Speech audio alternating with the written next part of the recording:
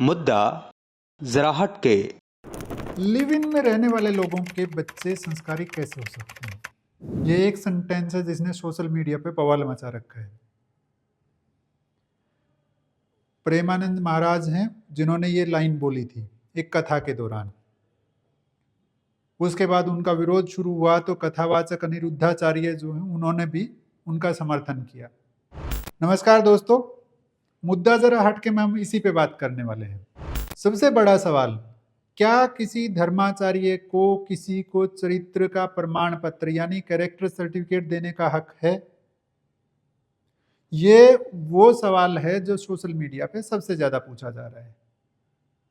तर्क देने वाले लोग कह रहे हैं कि संतों का काम अच्छा ज्ञान देना होना चाहिए, न कि किसी को कैरेक्टर सर्टिफिकेट देना।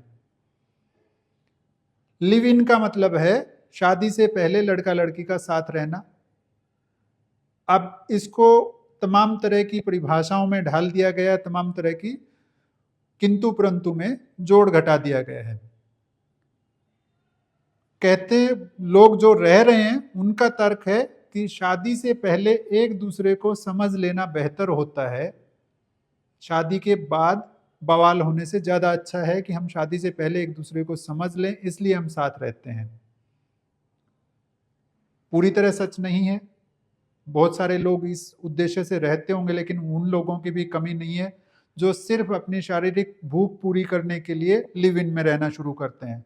कुछ समय बाद लड़ाई झगड़ा होता है, अलग हो जाते हैं, फिर रेप के केस, ये केस, वो केस, तमाम तरह की चीजें होती हैं। खैर, जो चीज आ गई है समाज में आप उसको एकदम से खत्म नहीं कर सकते, उसको स्वीकार करना पड़ेगा। समलैंगिकता इसी तरह का मुद्दा है जो आया, जो नेचुरल तरीके से देखा जाए तो वो किसी भी तरह से स्वीकार्य नहीं कहा जा सकता। क्यों नहीं कहा जा सकता? क्योंकि दो पुरुष मिलके बच्चा पैदा नहीं कर सकते, दो महिलाएं समलैंगिक हों, वो साथ रहती हों, तो वो बच्चा पैदा नहीं कर सकती। यानी प्रकृति ने इस तरह का नियम बनाया है कि यदि आपको साथ रहना है, बच्चे पैदा करने, वंश आगे बढ़ाना है, तो मेल किस तरह होना चाहिए वो उसमें तय किया गया है। उसके बिना आप जब कोई दंपति बच्चा पैदा नहीं कर सकता, जिसको दंपति का दर्जा देने की बहस चल रही है, विवाह, उनको समलैंगिक जोड़ों को वैवाहिक दंपति की तरह मानने की बात मांग उठ रही है, सुप्रीम कोर्ट तक सुनवाई हो रही है कि उनके संबंधों को विवाह का दर्जा दिया जाए। क्या यह ऐसा होना चाहिए?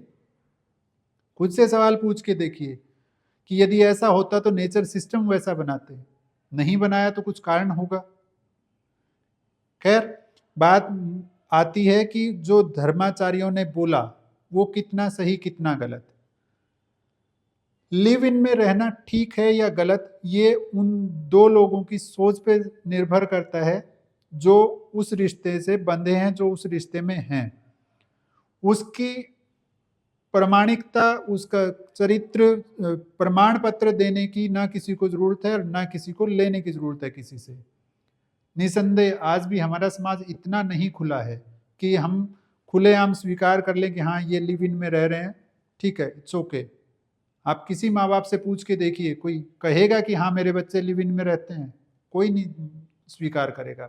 ये हमारे सामाजिक बंधन हैं, सामाजिक मान्यताएं हैं, सामाजिक सरोकार हैं जो लंबे समय से चले आ रहे हैं।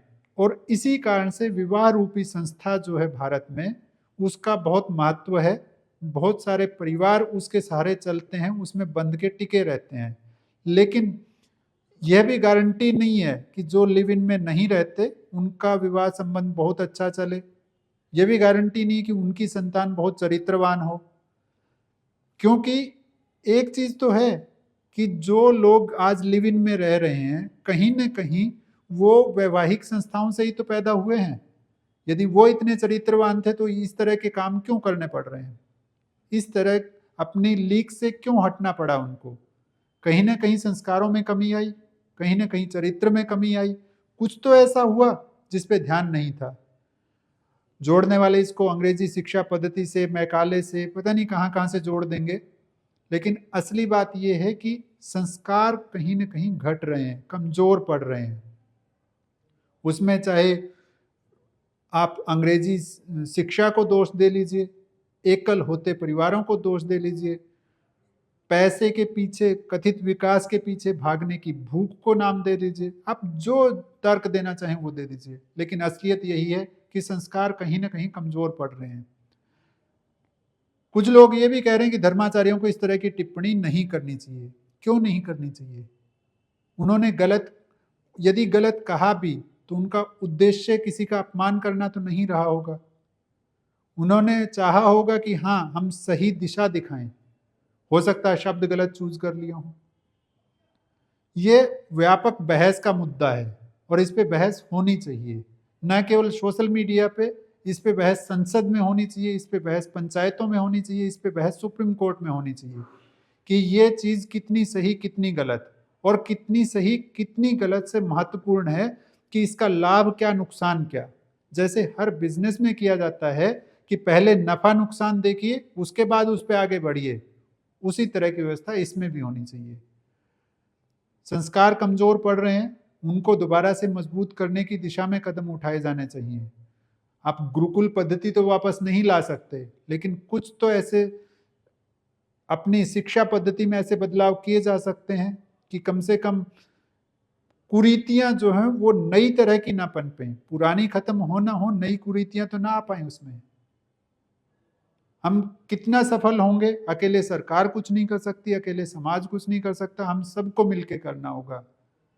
कहते हैं कि हर कोई चाहता है भगत सिंह पैदा हो, लेकिन मेरे घर में नहीं, दूसरे के घर में। ये ठीक वही हालत है। जो लोग तर्क दे रहे हैं वो शायद अपने घर में स्वीकार ना कर पाए कि उनका कोई बच्चा, उनका कोई आज परिवार का सदस्य लिव इन में रहता है, या व्यभिचार में लिप्त है, या एक्स्ट्रा मैरिटल अफेयर्स में लगा हुआ है।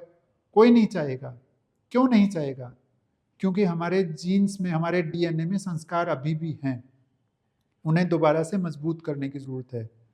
नहीं किया तो धीरे धीरे विवाह रूपी संस्था खंडित हो जाएगी, और वही हाल होगा जो कथित विकसित देशों में हो रहा है, जो डेवलप कंट्री अपने आप को कहते हैं, कि माँ बाप को नमस्ते किए, 18 साल का होते ही बच्चा निकल गया, उसकी मनमानी जो मर्जी करे।